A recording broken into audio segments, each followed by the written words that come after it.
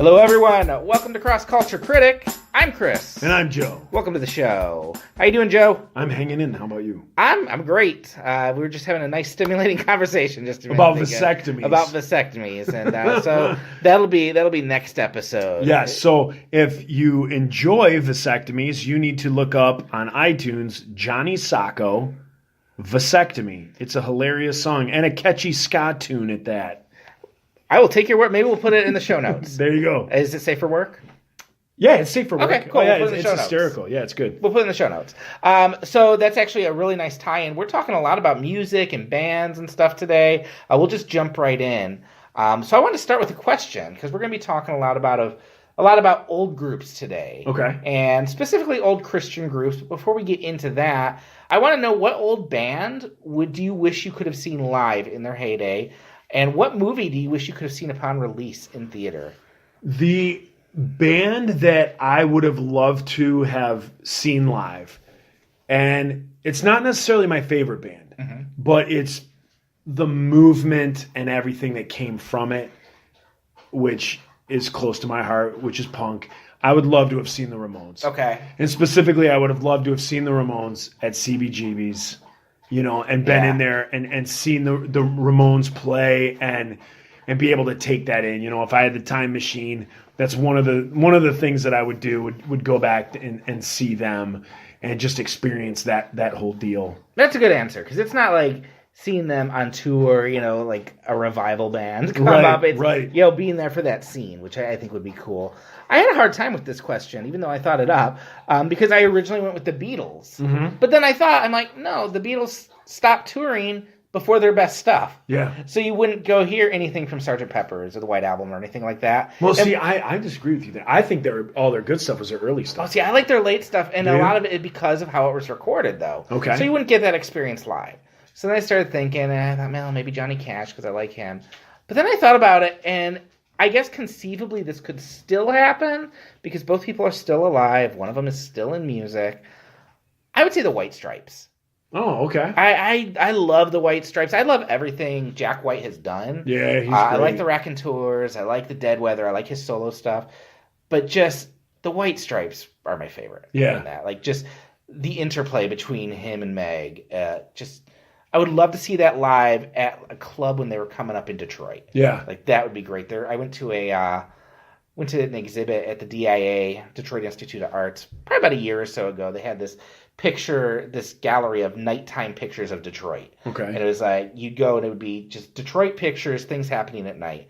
And one of them was at one of the bars downtown, an original concert by the White Stripes before they hit big. I'm like, that would be so much fun to be there for that. Yeah. Because they were awesome. Yeah. And I don't think they're I had a back. proud father moment a few days ago. I'm sitting in my bedroom kind of, getting my shoes on and all that stuff. I was running outside to get something that has no bearing on the story. And I hear my daughter playing on bass, Seven Nation Army. Oh, nice. And, do, do. And I was just like, oh, here I am just getting my shoes on. I didn't say, hey, why don't you play some cool song on your bass? She just picks it up and starts playing that. And I'm like, that is awesome. Nice. Proud Papa moment. Well, I had an embarrassed Papa moment tonight. It was kind of what put this in my mind. My wife put a Facebook update on that only our son could fall asleep to the White Stripes. and I guess he passed out in the car while they were driving and it was on. Oh, so, that's funny. Your kid is cooler than mine, but he has either time. that or he's so comfortable and so... That might be true. The music is such a hug to him. That could be it. It's an audible hug that he fell asleep to it. Well, I'm hoping we're going to be able to turn him cool. We got him a PlayStation for Christmas, and he loves going to Chuck E. Cheese and playing the Guitar Hero game. Yeah. So we got him Guitar Hero for PlayStation. Okay. And, I don't know if he's going to know how to play it right away, but because he's getting it as a birthday gift. But Dad knows how to play it, and so Dad will be playing it quite a bit. Good stuff. What movie? What do you wish you could have seen in the theater? You know what? To me, I don't have like that movie that I'm like, oh my gosh, like when Citizen Kane came out, or you weren't around when Citizen Kane came Wizard out? of Oz, or something like that. To me, I think of my favorite movies, and one of my all-time faves that I didn't get to see on the big screen. I didn't get to see it until it came out on DVD. but it's the epic, and when I say epic, I mean big letters, epic type of movie is Saving Private Ryan.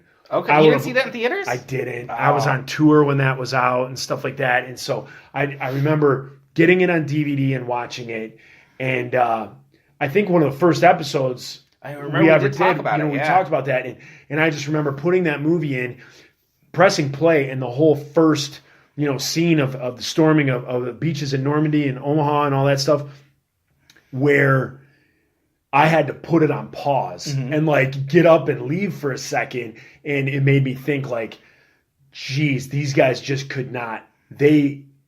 Those guys fighting it couldn't just press pause and say time out for a sec. They had to fight through it. So I think to go back and to see that movie on the big screen, I would love to see. If it ever comes out, there's like the Redford Theater and stuff like that. Like if a theater around here ever does a Saving Private Ryan, I would love to go to it, and because I didn't get to see it on the big screen. I want to say I think this year would be Saving Private Ryan's 20th anniversary. Has it been 20 years? I think so, and it's a pretty beloved movie. Yeah, 1998. So I wonder if maybe they will bring it back, because it is a beloved movie. Oh. I did see it 2 or 3 times in theaters on release, and that opening half hour is you can't push pause, and I mean you can put your hands over your eyes, which my sister and my mom did, but it's claustrophobic almost. I remember, and it's hard to like Saving Private Ryan changed war movies. Like everything after Saving Private Ryan had that same aesthetic, had the same brutality, the sound. Like being a guy who likes war movies and action movies.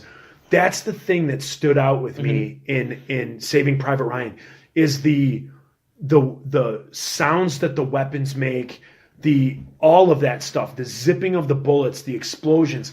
It's a different sound that, like you said, now movies use that. Like whatever they did for Saving Private Ryan is what movies do now. But prior to that, it was like boom, bang, bang, bang, bang, bang. Yeah, and it was also like, you get hit, you have a dramatic death scene, and it was kind of sanitized. Like it might be bloody, but it wasn't, it was movie bloody. Yeah. And I think this was the first time I ever saw anything where it was like, war is horrific, and it hurts when you die, and you don't want to die in war. Yeah. And when you die, you scream for your mom. And it was overwhelming when I saw it. Yeah. Just that opening half hour, and you're like, okay, are we done? And then the whole movie kind of keeps doing that. And also because we thought it was Spielberg, so it was going to be safe. Right, and Tom Hanks. And Vin Diesel. Yeah, I'm glad I saw that on the big screen. I'm really hoping they would bring it out again. I haven't seen that. Oh, now you got my hopes up. So, now I'm hoping they bring that out. I mean, they brought Titanic back last year, so maybe. Was it 20 years for Titanic? Titanic was 1997, yeah. Holy smoke. Yeah.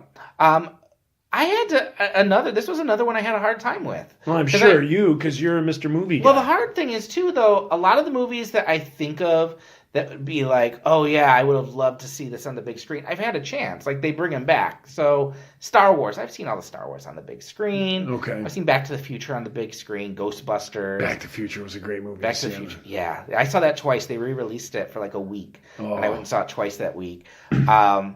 But the one that really stuck with me, if I was going back in time, like in a time machine, to see it with an audience that knew nothing was going to happen, knew nothing about the movie, and was watching it unfold, I honestly think I would want to go to an audience and watch Psycho for the first time. Really? Yeah, and have you seen Psycho? I want to say yeah, but at the same time, I don't think I have. I think I've seen the parts that everyone's seen. Okay. The chair that turns around, the shower scene. Yeah. But I don't think I've seen the whole thing, no. It would be really fascinating to be part of an audience watching that for the first time who knows nothing. Because that movie, it's not my favorite Hitchcock by like a long mile, but I like it a lot. And it's such a misdirection because it starts off as about this woman who is embezzling money and she's on the run. And, she takes refuge at this hotel. So is that what it's about? That's what you think it's about. Oh. And then the lead character dies halfway through. She's the one who gets stabbed in the shower. And suddenly you don't, I can't imagine what it would be like to go into a movie and think, okay, I'm going to follow this character. It's about this character. She's dead. What do I do? Like Scream. Drew Barrymore. Yeah, no, that would probably be a really threw me for a loop. Yeah, and But I mean, imagine sticking with Drew Barrymore for half the movie. Yeah. And so you're lulled into this. You care about this character, and then she's dead, and suddenly it's about the murderer. And that's bizarre. Yeah, Psycho's a good movie. It's definitely worth a look. But I think to see it without an idea of what was going to happen would have been. I have to imagine the air went out of the audience at that point. The closest I could think of that I've had that experience was probably The Sixth Sense. Okay. Which still to this day is. The only time I felt dizzy watching a movie when something was revealed to me. Oh, wow. Yeah, that ending. Yeah, I remember being, like, I didn't get it. Like, I remember being shocked, and, and then you leave, and everyone's like, well, I knew 3 minutes into the movie, and you're like, no, you didn't. Yeah, no, it took me a while. In fact, I got it wrong at first. I'm like, the wedding ring falls to the floor, and I sat up in my seat, and I'm like, Bruce Willis's wife is a ghost. No, wait.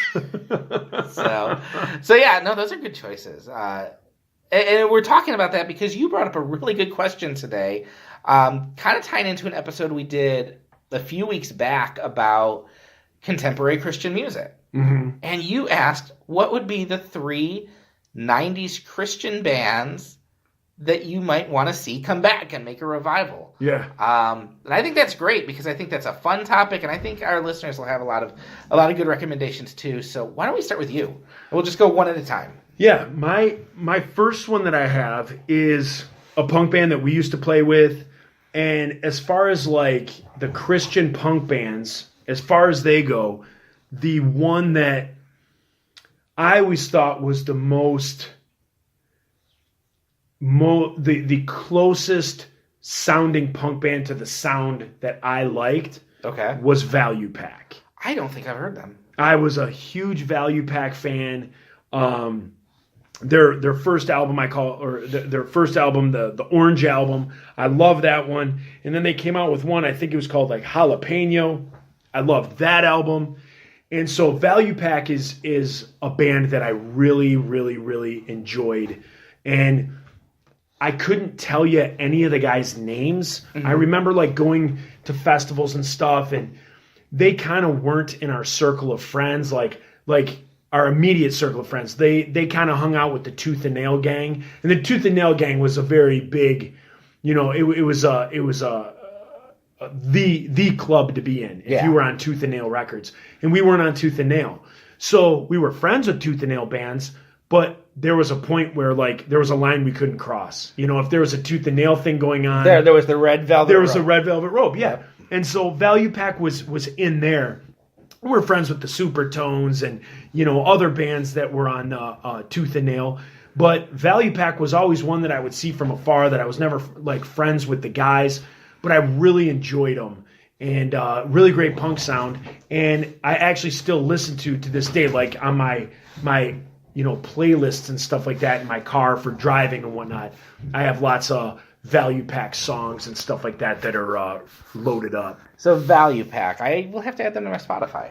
Yeah. I had not heard that. I've heard of them. It's P-A-K, right? Yeah, P-A-K. Okay. Well, like, one of the songs that I really like is a song called Preacher Man. Okay. And so Preacher Man is a good song. And then just their first album, the one, it's orange. It's bright orange, and it's got their 3 faces, like, in cartoon on it. Like, that whole album was just a lot of fun to listen to.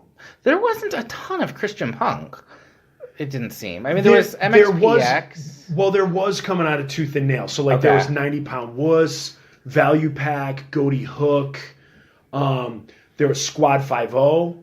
I'm trying to think. I mean, Reliant K, early Reliant K. Oh, that's right, Reliant K was punk when they there started. was lots of stuff that came out that, little bands here and there that were just kind of like flashes in the pan and things like that didn't necessarily catch on. I really enjoyed those 90s. I mean, like, I'm a byproduct of it, or I don't know if a byproduct. I'm an ingredient of that 90s.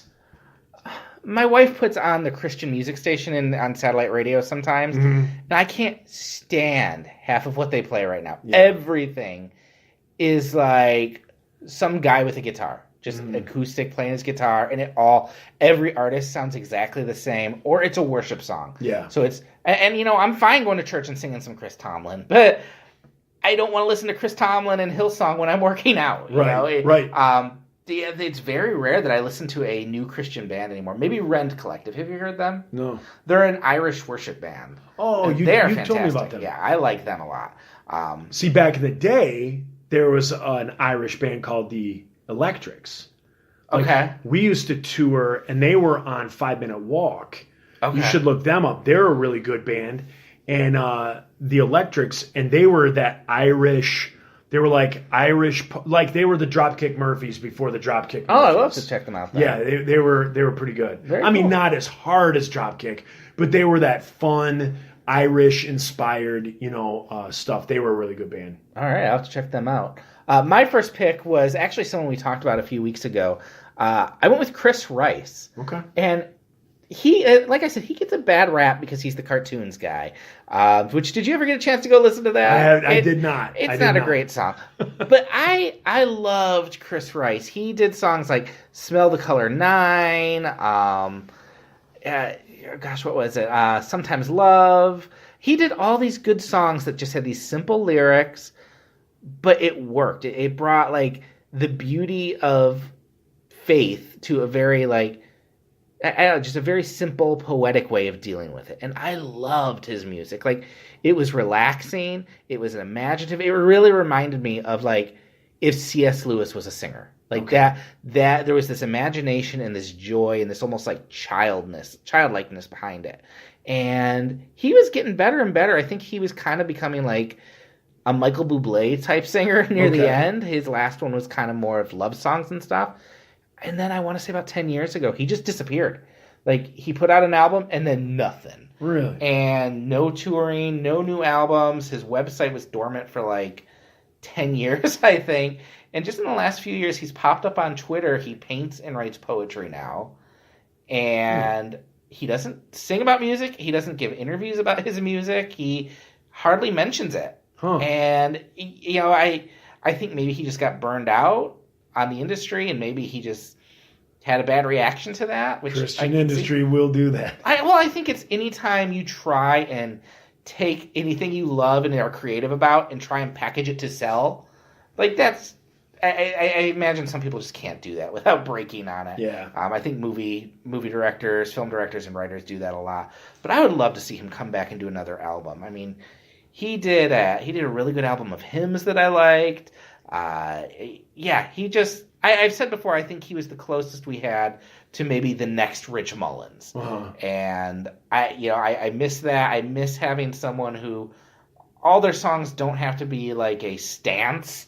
Like I'm gonna take a stand on this issue, or I'm going to preach at you. It was just, I'm a Christian because, hey, God does beautiful things and I like to just sit and think about them. Mm-hmm. And so yeah, Chris Rice would be my first one. And I do want to mention, I refused to pick DC Talk.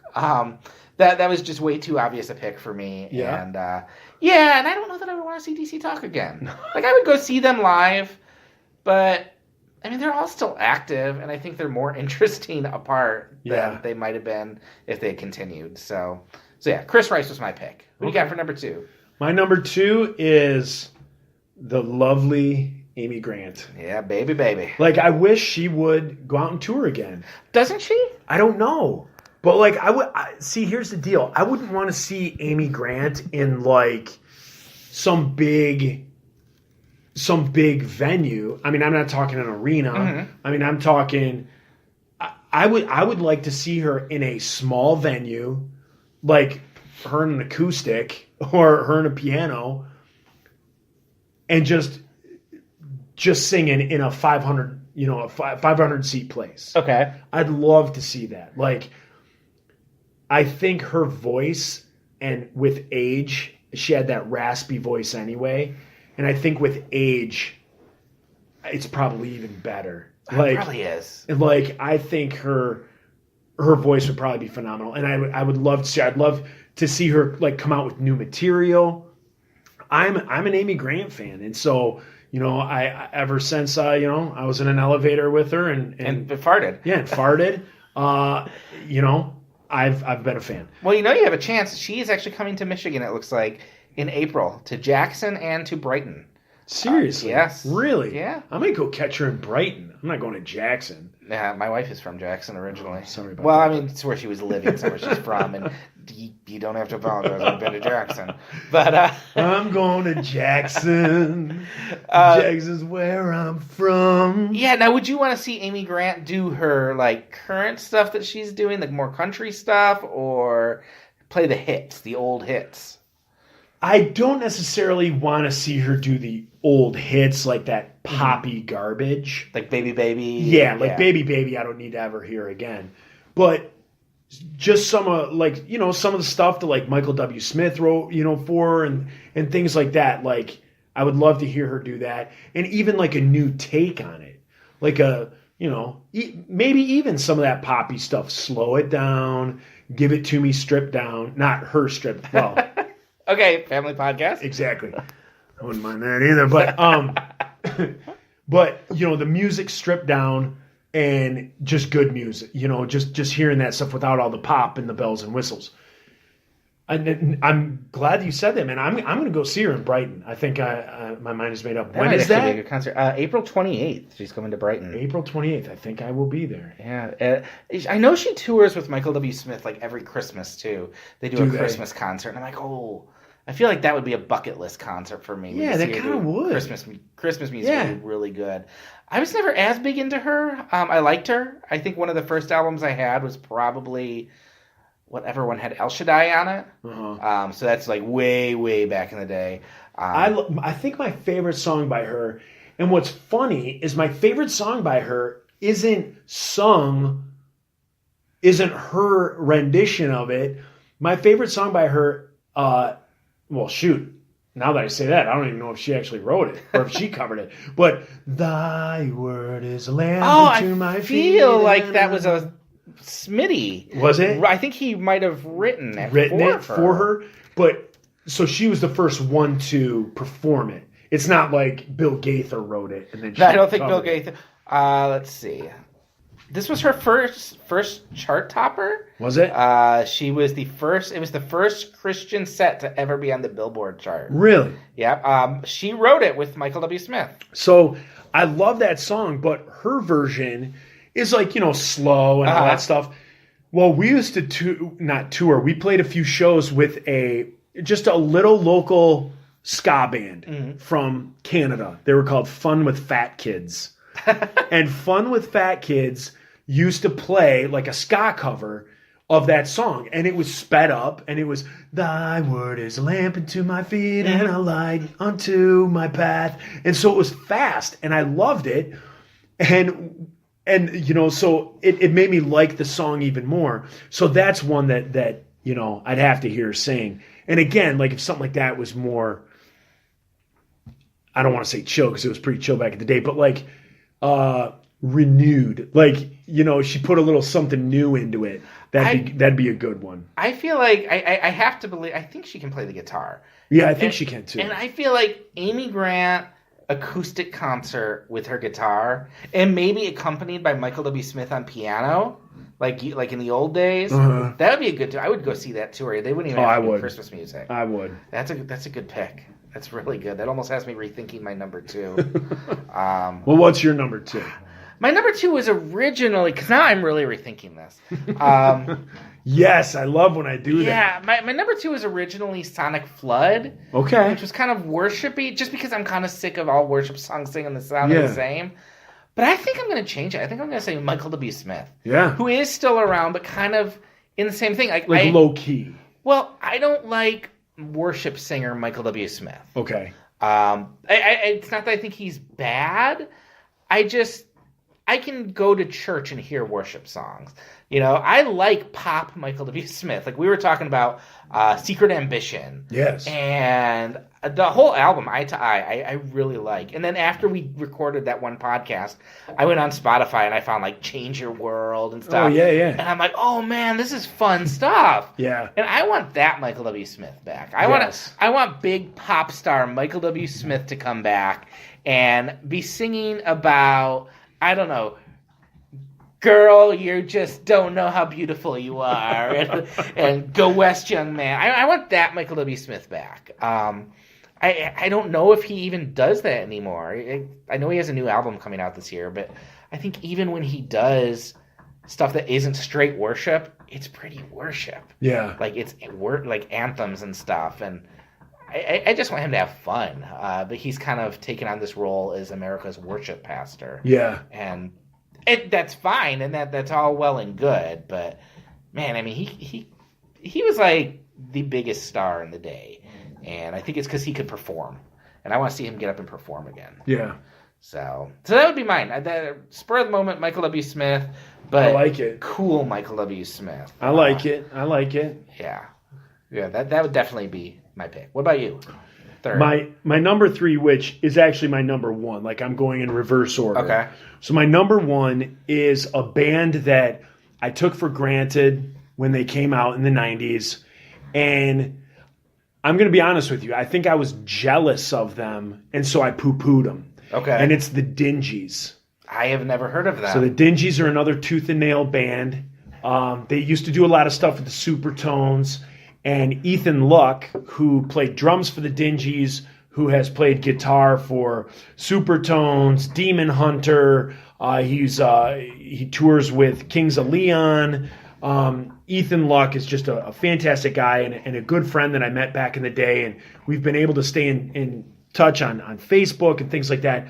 Just a great guy. And the saxophone player, the Supertones original saxophone player, like he left the Supertones to play for the Dingees. Okay. And then their lead singer, his nickname was Pegleg, and he does did he have a peg leg? He did not. Okay. He did a like a rap on OC Supertones, like the song that they do.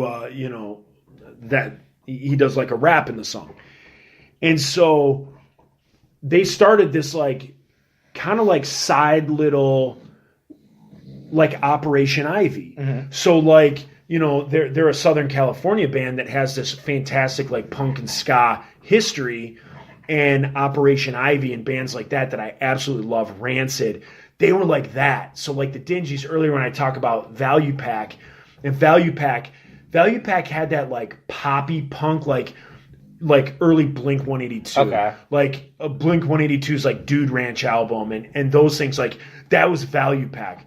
But the Dingees were Op Ivy, the Dingees were Rancid, and that style, which I love. And what's funny is I had kind of this jealousy for him that I'm admitting now. I had this jealousy for him like back in the day, which made me poo-poo him, and I was like, nah, whatever, Dingees, blah, blah, blah. But in all honesty, I didn't really listen to their stuff all that much, because I think it just kind of like, like... I want to be the Dingees. Yeah, exactly. Yeah. I want to be in this band. Yeah. And so the CD just kind of went away, and it got lost, and on my iPod, it's not on there or anything like that. And recently, my... in my divorce, there's things that just get left on the other side of the fence. And so every now and then my ex-wife will send, things that she comes across that are mine in with my kids. My kids will be like, here, Dad, Mom, told us to give this to you. And she gave me a stack of CDs that were in some box. And one of them was my Dingees CD. Oh, right. And so I've been listening to it in my car. And that first Dingees CD, I think it's got like a ghetto blast. I can't remember if it's called Armageddon, like Armageddon something or Ghetto something. But that first Dingees album, like, to me, it's timeless. Like, I put it on, it sounds like a band that their album came out last week. Oh, really? Like, the sound is great. Like, the style of music is great. Like, it doesn't sound dated. It doesn't sound, like, you don't listen to it and go, oh, this is a mid-90s punk ska band. Yeah. Like, it doesn't have that. It sounds like it just came out. And so it's a really good album. And I've been rocking that thing and kind of getting into the like, oh, I need to Wikipedia, like, where all these guys are now. And if they had side projects, and where's Pegleg now, and all these different things. So if you're listening to this and you know anybody, let me know. Let us know where Pegleg is now, because I would like to ask him some questions or interview him for the podcast. But, And if you also have Amy Grant's number, we would like to interview her for the podcast. Real quick, a digression. Do you have your own Wikipedia page? The Insiders? You personally? Me personally, no. I don't believe I have. Do you keep the Insiders up? Or I don't. The Insiders does, and one of our really good band friends, James, he keeps that. The last I knew, he kept that going. Okay, yep, there you guys are. Yeah. My third is actually someone we've had on this podcast. And I'm kind of cheating because he has put out an album in the past few years, but I want him to go old school again. Steve Taylor. Yeah. And I didn't even realize that until a few weeks ago. I was taking down all our Christmas stuff, and I had the house to myself, and I'm cleaning the house, and so I pulled up one of his greatest hits album on Spotify, and I kind of blasted it through the house. And everything he wrote back then, like... now I'm blanking on him. I blew up the clinic real good. I want to be a clone. A meltdown at Madame Tussauds. Still relevant today. And he was one of those guys who his lyrics, he didn't pull punches. Like, when I talked to him, he really brought up how he was kind of in this middle ground where he couldn't write for mainstream record companies because he took stances on abortion and stuff, and they got mad. Well, then he'd write stuff against like Christian hypocrisy and stuff, and the Christians would get mad. Yeah. And I'm like, that's probably right where you want to be. And he's kind of moved on. Like, now he teaches, I think he's a film professor, and he's a film director. And he put out an album a few years ago that I really liked called Goliath. But I would love old school Steve Taylor to just come back, especially right now. Yeah. And really just blow it open. Go to town. Yeah. Just write whatever is on his mind, and whoever he has to offend, he offends. He could do it with humor. That's how I think he got away with it. He never came off as angry. Yeah, the smiling assassin. Yep. Yeah. And nothing in it was angry. He was goofy. And it was kind of, you'd put your defenses down because it was funny, but he'd get you. Yeah. Still stuff he writes. Whatever Happened to Sin. Great song. Still gets me. It is weird. I went to go look up some choices for this. Some of these bands, it's amazing how many are still around. Yeah. Well, that was the thing. What got me started was Squad 5-0. Mm-hmm. Great guys. I remember meeting them for the first time. It was a gas tour in 1997. I think 1997 Gas Tour Festival in Florida. And we went down and here we are. We go out and play, and nobody had ever heard of us. That was the coolest thing about this festival was it was just somebody in Florida had their finger on the pulse. Okay. And brought in all these bands that were all like kind of breaking at the same time. And so we went down there and played, and like it was like one of the greatest shows I think I've ever been a part of, and playing as far as like opening new people's eyes. We'd never been to Florida, the Insiders, and our album hadn't come out yet, and all these different things. And then we played with Squad 5-0, mm-hmm. and we hit it off with these guys, and we had a great time. And then it ended up the next tour we went on, we asked them to come out with us. So we toured with Dear Ephesus and Squad 5-0, and it's been like one of the greatest tours we ever had. And the camaraderie and the friendship on that tour was great. And so I'm still friends with those guys today, and follow them on Facebook and Instagram, and they're teachers, and they're still musicians and things like that, and playing different bands.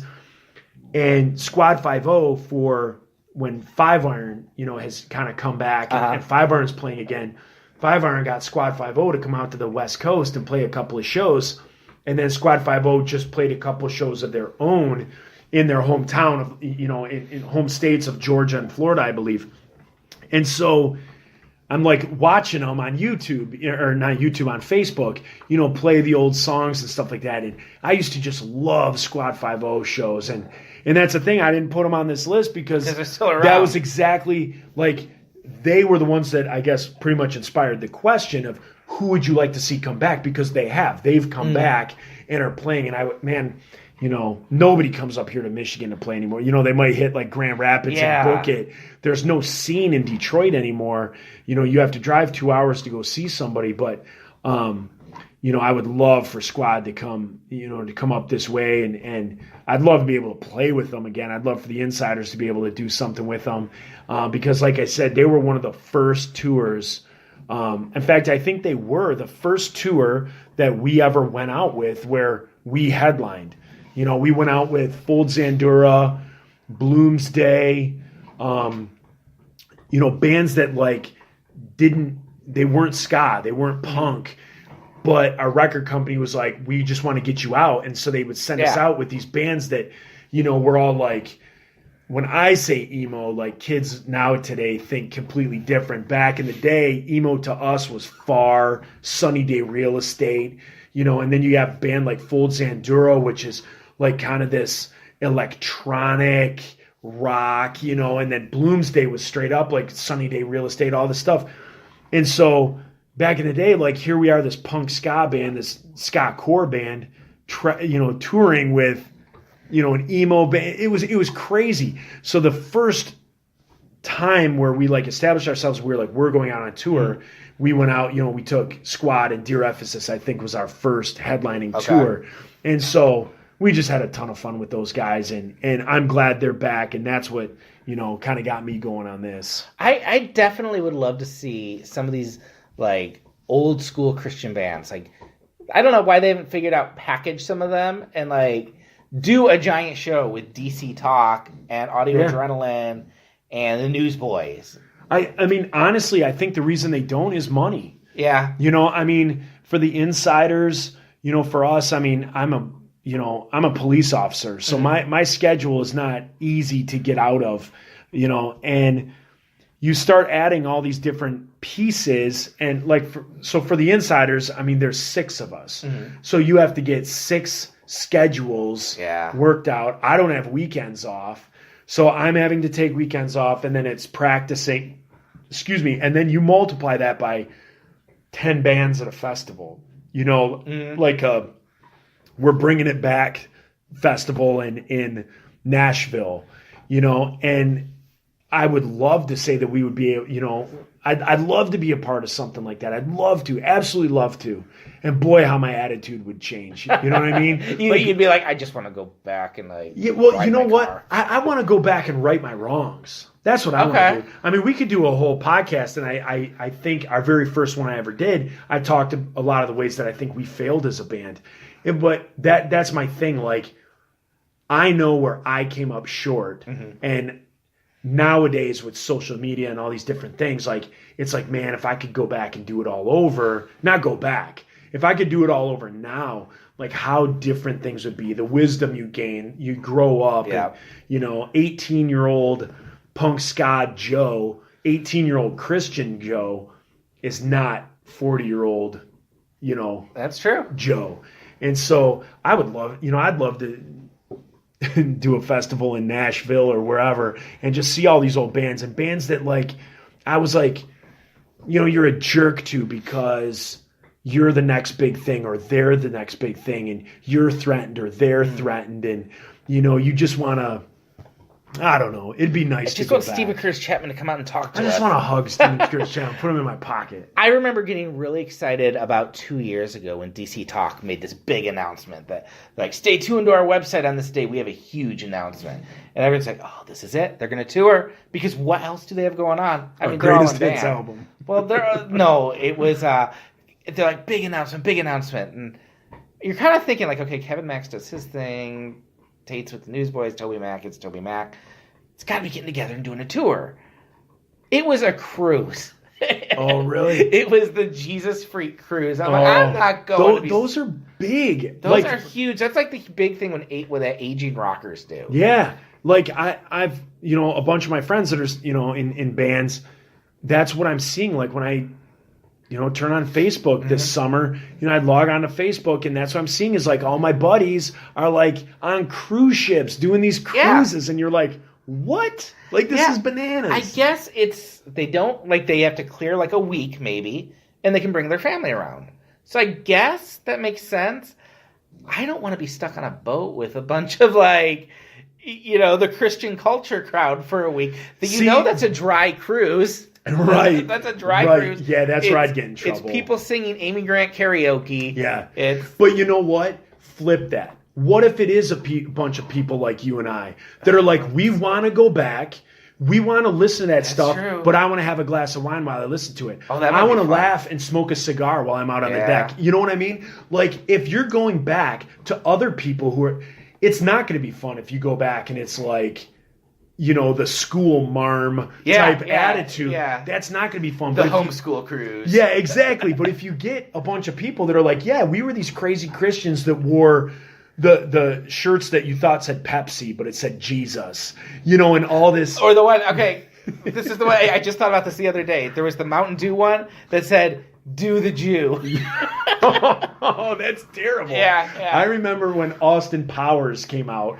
There were the second one, Austin Powers, the spy that shagged me. They had a shirt that was the exact same thing, and it said, "Jesus Christ, the God who saved me." That's great. And you're like, "Are you kidding me?" So like I'd love to go on a cruise where people are wearing those shirts, but they're wearing them because they know how goofy they are. You know, that would be such a fun thing, and that would be fun to like hang out with. Because at this point in my life, like when you're 18 years old. When you're 18 years old and you have fans, like that's a weird thing. That would be weird. It's a weird thing being 18, 19 years old, signing autographs for kids. We were a Christian band and we would have girls ask us to sign their thighs, sign their chests. And we're in a Christian band. Yeah. They're still asking us, you know, to sign body parts. And you're 18 years old, 19 years old. It goes to your head.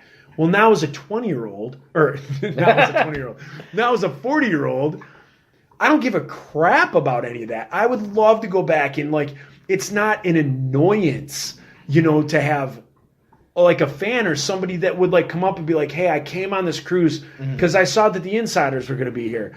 And if there were 400 people on the cruise, and I'm thinking everyone's here to see Five Iron, everyone's here to see Amy Grant, everyone's here to see, you know, Caedmon's Call or whatever the case may be.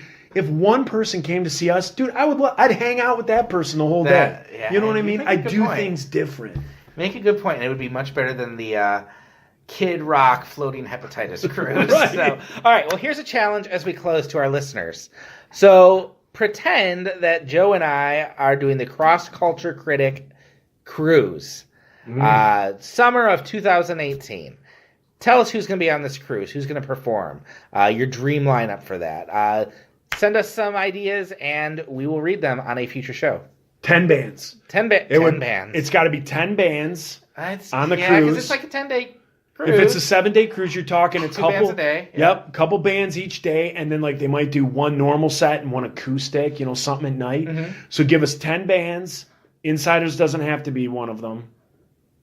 Or it can be. But it'd be nice. But it doesn't have to be, so you don't have to blow smoke up my skirt.